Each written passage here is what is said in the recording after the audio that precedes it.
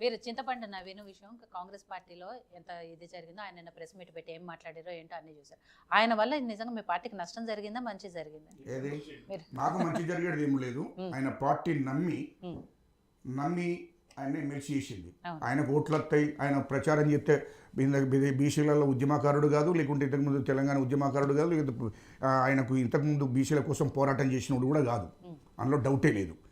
Congress party దగ్గరికి వచ్చి దండం పెడితే ఏదో తిరిగితే ఓకే రైట్ ఉండని ఒక బీసీ నాయకుడు కాదు, బీసీ కాదు, ఒక ఏదో చేయని అని చెప్పి చేసిండ్రు. అందరి దగ్గర వేసి టికెట్ ఇచ్చిండ్రు, గెలవని అని ఊక్కున్నారు. తప్ప ఆయన ఎమ్మెల్యే పోటీ చేసిండు. మేడం ఎమ్మెల్యేగా ఇండిపెండెంట్గా పోటీ చేసిండు. అక్కడ 1000 ఓట్లు రాలే. హుజూర్నగర్లో ఎమ్మెల్యే పోటీ చేస్తే 1000 ఓట్లు రాలే. ఆయనకు ఓటు ఎక్కడిది?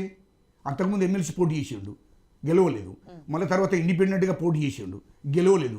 కాంగ్రెస్ పార్టీ టికెట్ ఇచ్చింది కాబట్టి కాంగ్రెస్ పార్టీ బ్యానర్ మీద, కాంగ్రెస్ పార్టీ టికెట్ మీద గెలిచి వచ్చాడు. ఇవాళ నువ్వు నిలబడితేనే 1000 ఓట్లు రాను, నువ్వు కాంగ్రెస్ పార్టీని గెలిపించే అది అంత స్థితి నీకున్నదా? అంత స్థితి నీకుందా? ఇప్పుడు లేదు చెప్పినాము.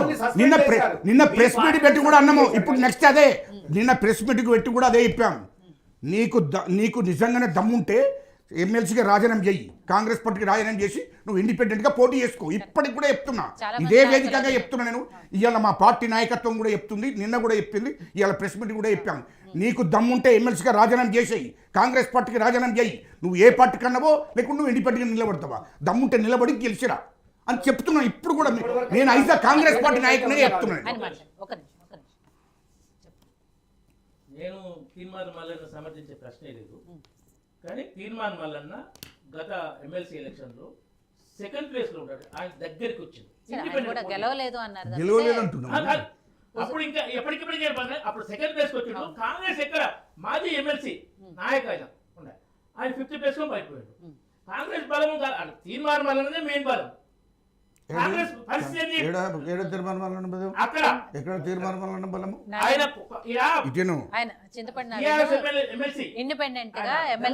ఇండిపెండెంట్ గా వేసిండు, గెలవలేదు.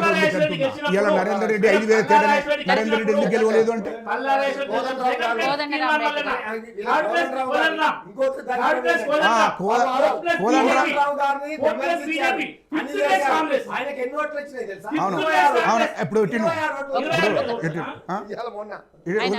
ఇప్పుడు ఆయన ఇండిపెండెంట్ గా పోటీ చేసినప్పుడు సెకండ్ ప్లేస్ కాబట్టి అప్పుడు కాంగ్రెస్ పార్టీ స్థానం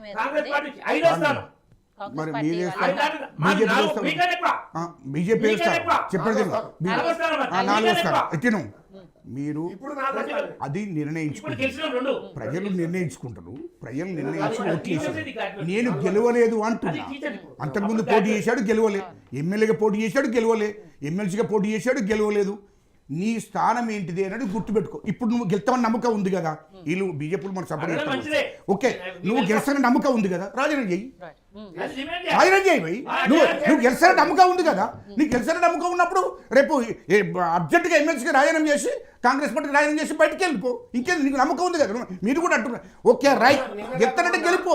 నా వ్యక్తిగత గౌరవంతో నేను గెలిచాను అన్నప్పుడు మరి కాంగ్రెస్ వాళ్ళు ఒక మాట నా సీట్ మీద గెలిచినావు అని ఒక్క మంత్రి అనలేదు. ఒక్క మంత్రి ఇవాళ ప్రెస్ మీట్ పెట్టి చెప్పారు, ఇవాళ చెప్పేశారు.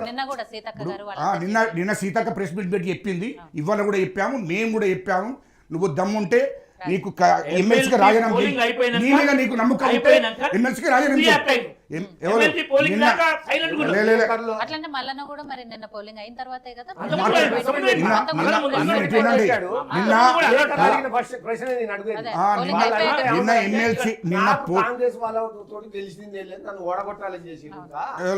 ఆయన మాట్లాడాడు. కోమటిరెడ్డి వెంకటరెడ్డి గారు, ఉత్తమ్ కుమార్ రెడ్డి గారు, జానారెడ్డి గారు లేకపోతే ఆయన గెలిచే ప్రసక్తే లేదు అక్కడ. అది 100%. ఇంకోటి, ఒకవేళ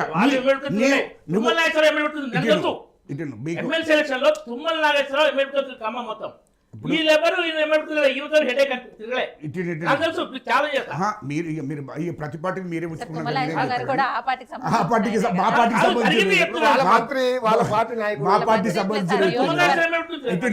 అయినా మా పార్టీ మంత్రి మా పార్టీలో బాధ్యతలు తీసుకొని తిరిగేటోళ్ళు తిరుగుతూనే ఉంటారు. గెలిచిండు, అట్లా గెలిచిండు. ఇప్పటికి కూడా మేము ఏమంటున్నాం అంటే నిన్న ప్రెస్ మీట్ పెట్టి మాట్లాడినాక వెంటనే మా మంత్రి గారు, మా సీతక్క గారు ఖండించారు. మేము కూడా వెంటనే ప్రెస్ మీట్ పెట్టాం, మేము ఖండించాం. ఇవాళ కూడా మా మంత్రులు అందరూ కూడా చెప్పారు. ఒకవేళ నీకు అంత దమ్మి ఉంటే నీ మీద నీకు నమ్మకం ఉంటే రాజీనామా చెయ్యి. ఎమ్మెల్సీకి రాజీనామా చేసి కాంగ్రెస్ పార్టీకి రాజీనామా చేసి రేపు పోటీలు ఉప ఎన్నిక వస్తుంది కదా. మా పార్టీ నాయకుల మీద ఏదైనా ఒక మాట అంటే బయటికి వెళ్తే కేసులు పెడుతున్నారు. మరి ఒక్క కేసు ఇంతవరకు పెట్టలే.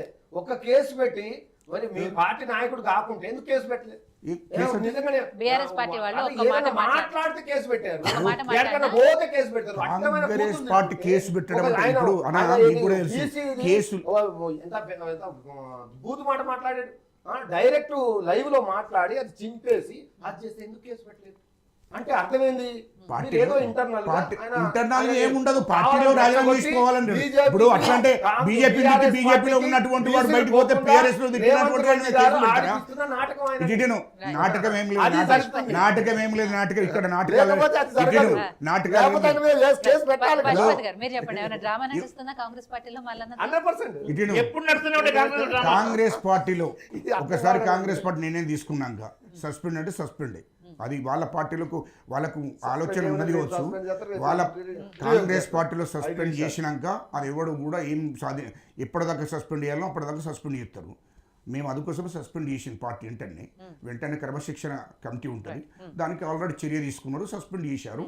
ఆయనకు మేము ఇప్పటికి కూడా చెప్తున్నాం, పార్టీ మొత్తం చెప్తుంది, మా పార్టీ మొత్తం కూడా ఖండిస్తుంది, అర్జెంటుగా రాజీనామా చేసుకో, నువ్వు పోటీ చేసుకోమని చెప్తున్నాం. ఇప్పటికి కూడా అదే చెప్తున్నాం.